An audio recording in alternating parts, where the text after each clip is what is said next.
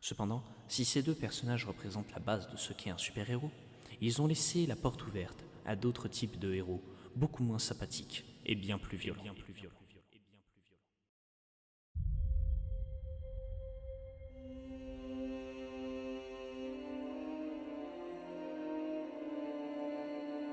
Bonjour, bonsoir à toutes et à tous, mon nom est Faust Dracan, et bienvenue dans cet épisode spécial des légendes parallèles.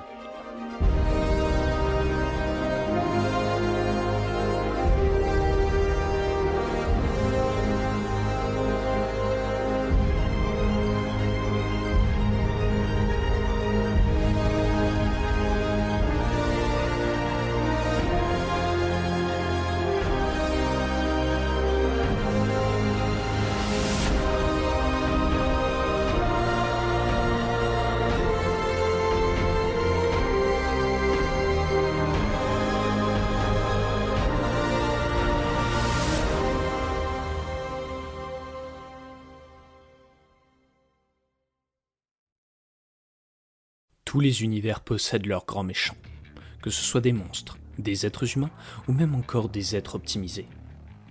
Dans tous les cas, nous avons pu voir que ces derniers sont toujours combattus par des héros. Cependant, quand certains vilains vont au-delà de la limite, il émerge alors un autre type de héros, beaucoup plus violent et n'hésitant pas à tuer. Ces héros jouent avec la frontière entre le bien et le mal. On en arrive à se demander s'ils sont encore humains et s'ils ont une conscience. Permettez-moi de vous présenter aujourd'hui non pas deux, mais bel et bien trois de ces personnages. Voici Samus Aran, le Doomslayer et Master Chief.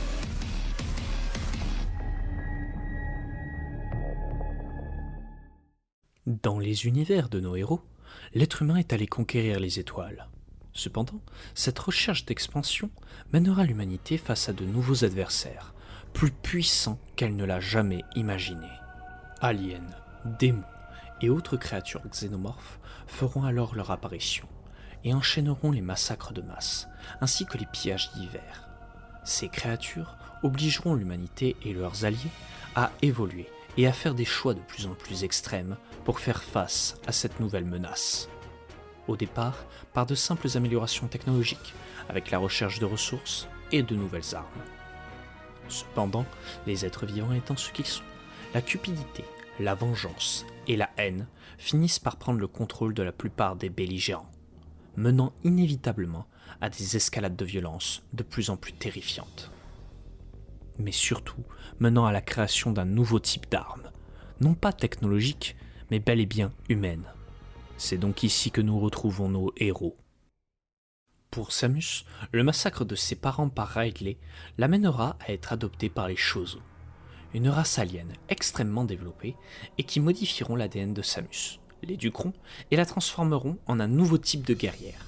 Une guerrière aussi agile que puissante et aux connaissances extrêmement poussées. Le Doomslayer, lui, sera témoin du massacre de sa première escouade, ainsi que de celui de milliers d'êtres humains. Après plusieurs séjours en enfer et dans diverses dimensions parallèles, celui-ci sera récupéré par les Makers et les Paladins de la Lumière. Il sera soumis à diverses épreuves en tant que gladiateur, puis en tant que soldat de leur armée, puis sera transformé en surhomme grâce à une machine Maker encore aujourd'hui très mystérieuse. John 117 sera quant à lui récupéré dans un orphelinat suite à la destruction de sa planète par les Covenants. Cette mésaventure le mènera à être repéré et choisi par le Dr Halsey, qui l'intégrera au programme Spartan, un programme menant à la modification génétique et corporelle d'enfants, afin de les transformer en êtres quasi invincibles. Et ce, malgré le risque élevé de pertes humaines durant l'opération. Dans les trois cas, nos héros seront à jamais transformés, aussi bien par leur passé et leur traumatisme qu'ils ont subis, que par les modifications génétiques qui leur ont été apportées. Ils ont donc abandonné le titre d'humain pour endosser le costume armuré de la plus grande menace que leurs ennemis n'aient jamais connue. Tout au long de leur périple, nos héros auront l'occasion d'affronter diverses créatures et technologies, toutes les plus dangereuses les unes que les autres, allant de simples soldats à des monstres titanesques capables de raser une ville par la simple force de leur volonté. Cependant, ce n'est pas forcément ces êtres-là qui sont les plus dangereux, car derrière chaque pantin se cache toujours un marionnettiste, et parfois ce dernier n'est autre que celui qui est coupable de nos origines. Dans sa dernière aventure, Samus affrontera le Chozo qui lui avait transmis son ADN pour son optimisation. Et ce, alors que cette dernière avait enfin réussi à éradiquer les 3 plus grandes menaces de l'univers et d'enterrer ses démons. Cependant, comme tous les héros, les fantômes du passé font parfois à nouveau surface et deviennent, par nos peurs, des êtres encore plus puissants que nous ne l'aurions jamais imaginé. Pour le Slayer, les démons qu'il a juré d'éradiquer n'ont en réalité eu que 2 maîtres, le roi des démons et la Canmaker, respectivement les 2 dieux de l'enfer et du paradis de cet univers.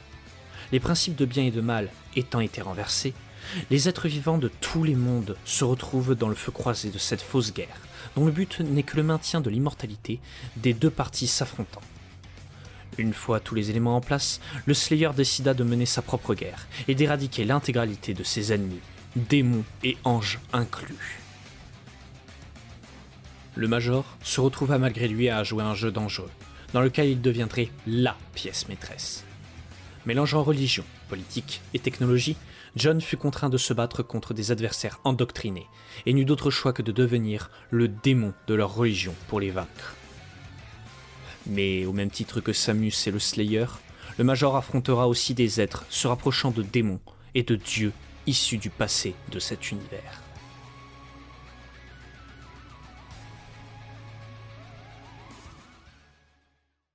Nos héros ont dû faire face pendant des dizaines et des dizaines d'années à des êtres au pouvoir hors du commun, et leur armée plus nombreuse que jamais. Les armes qu'ils sont devenus à leur renaissance se sont aiguisées au fil des batailles, pour devenir des êtres capables de battre des créatures et des déités. C'est bien leur souffrance et leur détachement à la réalité qui leur ont permis de devenir non pas des hommes ou des dieux, mais bel et bien des héros, sacrifiant tout ce qu'ils ont pour sauver l'univers. Après avoir perdu amis et famille, ces 3 héros n'ont plus rien à perdre, et déploieront l'intégralité de leur arsenal pour ceux qui ont encore tout à perdre. Quitte à devenir des solitaires, des parias ou même encore des renégats, ces 3 héros ont pour eux les seuls cadeaux que la vie leur ait faits: la vengeance, la haine et la guerre. Ils sont tous les 3 des produits issus de la corruption, de la politique, de la religion, qui sont aussi à l'origine de la guerre. Et c'est pour cela qu'ils feront toujours tout pour y mettre un terme définitif, quitte à faire le sacrifice ultime. Dans tous nos anciens épisodes, nous avons vu le côté lumineux et le côté obscur des univers qui nous entourent. Cependant, aujourd'hui nos 3 héros nous montrent bien des nuances de gris dans ces univers qui paraissent si simples. Des univers dans lesquels des ennemis deviennent des alliés deviennent des ennemis, et surtout des univers où le manichéisme n'a plus sa place à cause de la corruption et des mensonges. Tout ceci conclut cet épisode spécial. Je vous remercie de l'avoir regardé, et je vous dis ciao bye tout le monde, et à la prochaine.